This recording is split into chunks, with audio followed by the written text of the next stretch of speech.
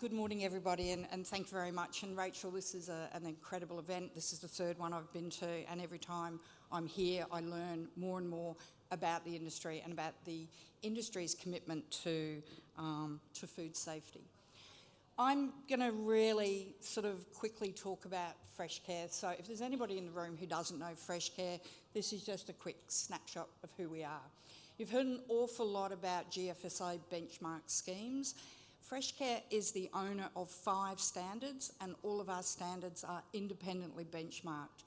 The GFSI benchmark is the highest benchmark in the world. It is the Consumer Goods Forum's benchmark, and that means that Freshcare as a business must meet the requirements of the benchmark. We've just undergone our annual audit last Friday, and like any business out there, we have commitments that we have to make and obligations that the board has to make. So I'm not going to read through all of this, but you'll probably be aware we've got 2 food safety standards, and for horticulture, an environmental standard for horticulture, and 2 sustainability standards for the wine industry. The wine industry have made a commitment to a trust mark that they will use for all of their international trading, and that trust mark is underpinned by Freshcare. So it's just like there was comments that there is an assumption that food is safe in Australia, and I think from a fresh produce point of view, that comes from industry's commitment to Freshcare. Freshcare was started 25 years ago, and there are people in this room, I'm blown away, that were there on the original committee that set Freshcare up. And they've been involved ever since, and they're still involved in our technical committees. So where people might sort of go, Freshcare doesn't have, a lot of the views of growers on our committees, we continue to do that. We are here for industry. And from a berries perspective, there are an enormous amount of growers that are on the Freshcare program, and we do continually get feedback from Rachel and others as to what it is we're doing and where we should be focusing. This is just to give you the overview that we are a business. So Freshcare has 12, we've got 12 FTE, and so we have obligations like every employer in this room to look at what we do, how we do it, and be continually looking at our business. We are a not-for-profit charity, so we have obligations under the ACNC, we have an independent board, and they have obligations that they have to adhere to. Fazana mentioned that they have a help desk. We have a help desk that services about 4,500 businesses, 2 full-time staff on that help desk, and a big part of what we do. I thought I would really focus on the projects, because a lot of people sort of, you use Freshcare, you don't sort of see an awful lot about, marketing or anything like that. We don't need to. People say, have you got a Freshcare certificate?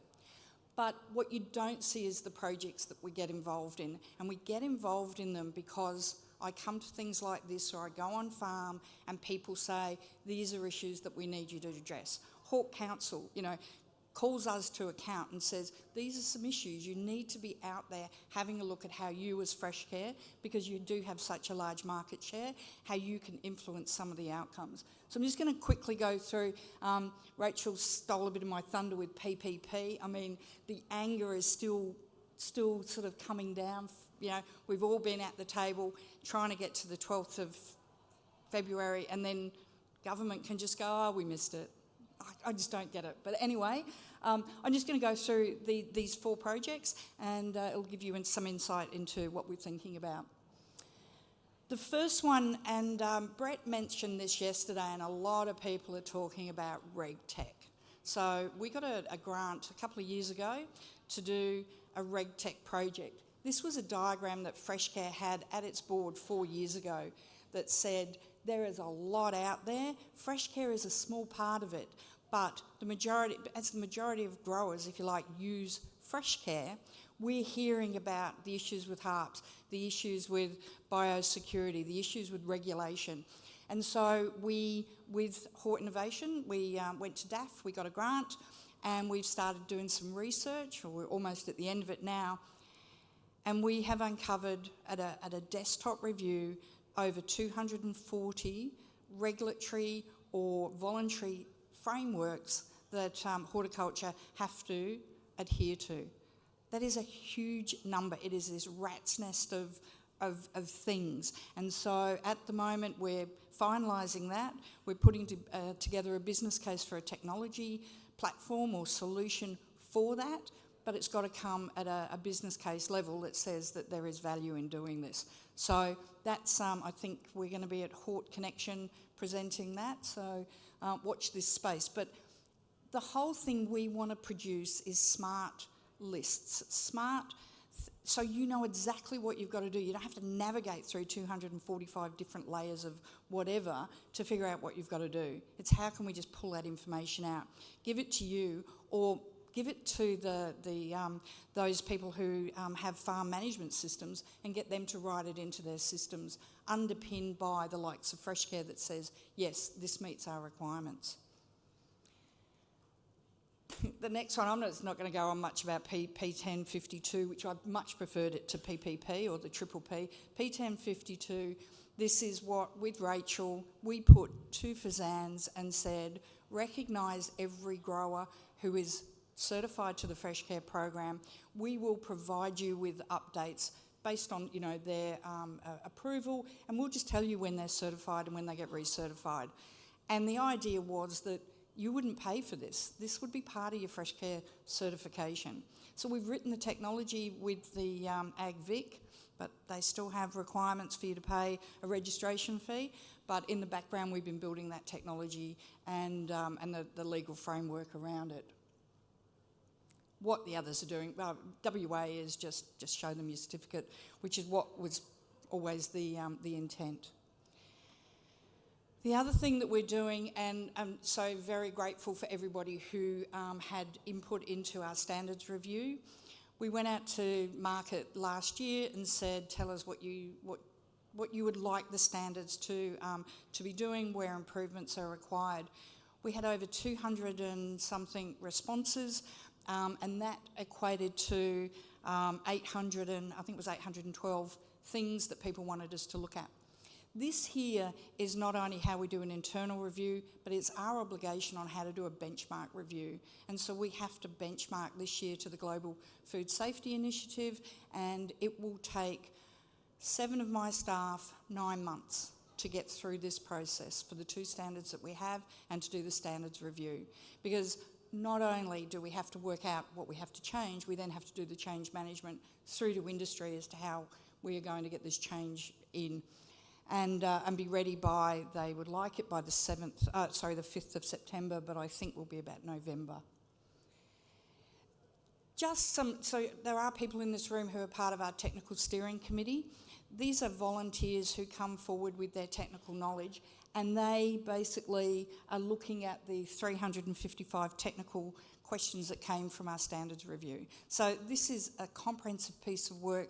They've been doing that for 3 months now, and some of that will go back to the Fresh Produce Safety Centre to say, well, this is stuff that we need clarification on. But as you will see, the wine industry is saying at the moment, we don't want you to change anything. We're trying to stabilise.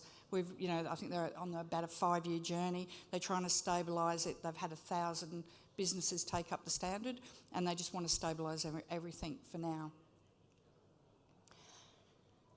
The last one I want to talk about, and this is the one that we have the most control over, as in we in this room, everybody in the industry.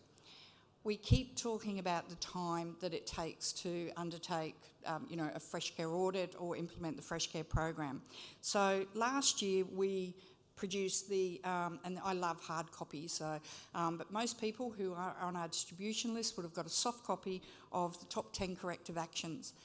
So these are the top 10 that are consuming time in our industry. And what we did is we not only said, here's the top 10, we said, this is what we think causes them. So reading what the auditor has written about your corrective action, we've then summarised it, put it in through AI, and had a look and said, this seems to be the biggest issues. And this is what we can do about it.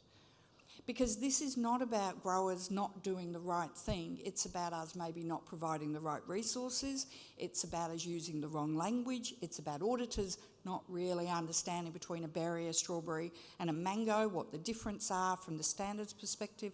Or in this case, it's about biosecurity issues, meaning that you can't get testing done, and yet you're getting a corrective action. So we've published this, and the likes of Freshcare have actually approached us and said, well, we've got a couple of ideas on how we might be able to reduce that number. And so the challenge is, I think, to everybody is how can we reduce that number? Because that number of corrective actions and that number can be unpacked. So I'm going to leave you with this. This is the berry coaster, the one that we would all have used at 2 o'clock in the morning when we're at the pub and we turn it over and we go, have I got a way of fixing industry? Well, this was my sort of back of the coaster. There were 3,955 corrective actions that made up that top 10 across industry. So there was a lot more, but 3,955 were in that top 10. Conservatively, it takes 25 minutes to raise corrective actions and 25 minutes to close them. That's all a bit you've got to do yourself on farm, the auditor's got to do, the CB's got to do, we've got to do. So that's 50 minutes, each corrective action. So on the back of the berry coaster, we are wasting 412 days a year on corrective actions, admin of corrective actions, if we could figure out how not to get them. And this is not about making people sick. A lot of this is about your paperwork, your traceability, you're doing what you say you do throughout the year. 412 days goes back into the universe for us all to be doing other things. So if you get to read this document and you've got any ideas on how you think we can reduce these numbers, please sort of give us a call, talk to your peaks, and come and have a chat, because we want to solve problems. And I think a lot of this, there's not a lot of investment here. It's just smart people coming up with ways that we can do things better. Thank you.